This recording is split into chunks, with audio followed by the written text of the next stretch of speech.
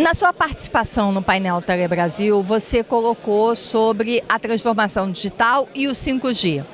Como é que o Brasil pode acelerar o 5G ou implantar o quanto antes essa tecnologia?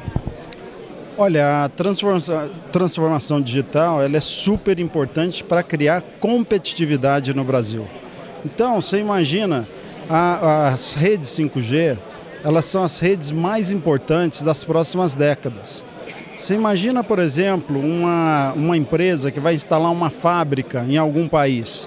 Daqui a alguns anos, se esse país não tiver uma rede 5G para melhorar a competitividade da indústria, é a mesma coisa que instalar hoje uma fábrica num país que não tem rodovia, não tem estrada e não tem aeroporto.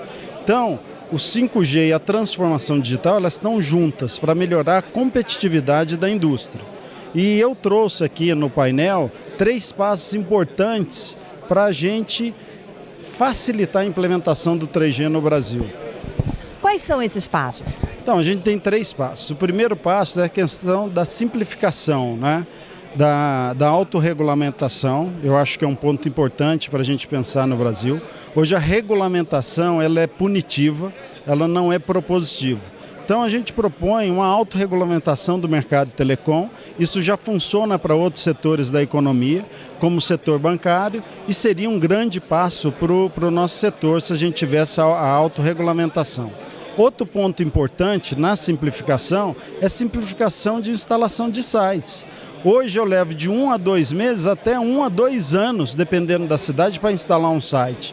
Então, com a chegada do 5G, onde a gente trabalha com frequências mais altas, né, e o espaçamento dos sites diminui, nós vamos ter 10 vezes mais sites do que a gente teve no 2G, 3G e 4G. Então o problema vai aumentar. Como é que a gente tem uma regulamentação que seja mais simples, né? Mais simplificada? Uma regulamentação que talvez ela não fique na esfera municipal, mas na esfera federal, onde a gente possa ter uma padronização para implementar um site no Brasil. Quer dizer, as cidades que não são amigas da internet, e no caso saiu aqui no painel Telebrasil o ranking, são as principais capitais do país, São Paulo, Rio de Janeiro um pouco melhor, mas São Paulo, Brasília e Belo Horizonte nas últimas posições, essas cidades vão ficar muito atrasadas com relação ao 5G. Com certeza, a cidade de São Paulo é um bom exemplo.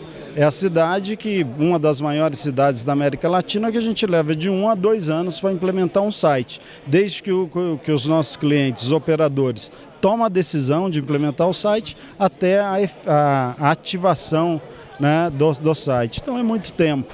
E eu te interrompi, qual seria o terceiro passo? Então, tem 2 passos a mais. O segundo passo é a questão do espectro. É super importante a gente ter um viés não arrecadatório no leilão do 5G. A gente viu que não funciona ter um viés arrecadatório. Isso não resolveu o problema do Brasil.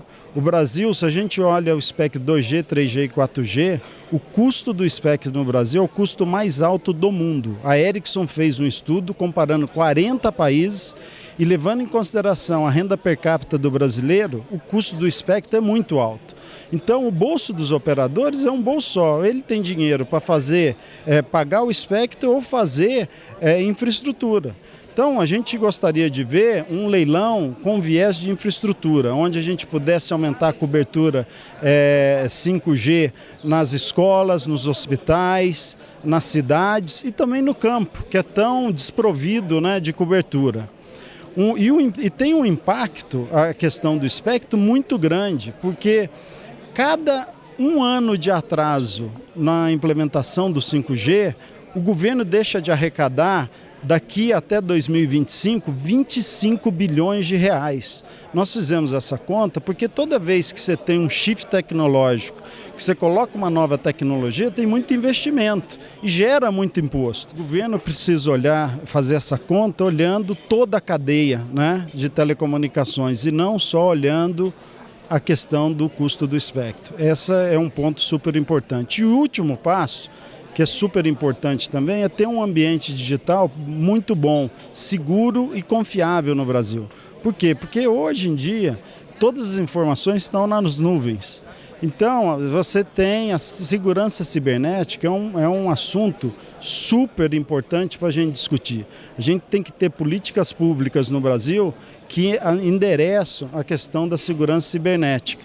Porque se você tem um ataque cibernético, você pode parar uma cidade, você pode parar um país, uma rede de transporte, uma rede de saúde. É super importante a gente ter políticas públicas que endereçam a questão da segurança cibernética, que vai ser tão crítica a partir de agora com a implementação do 5G.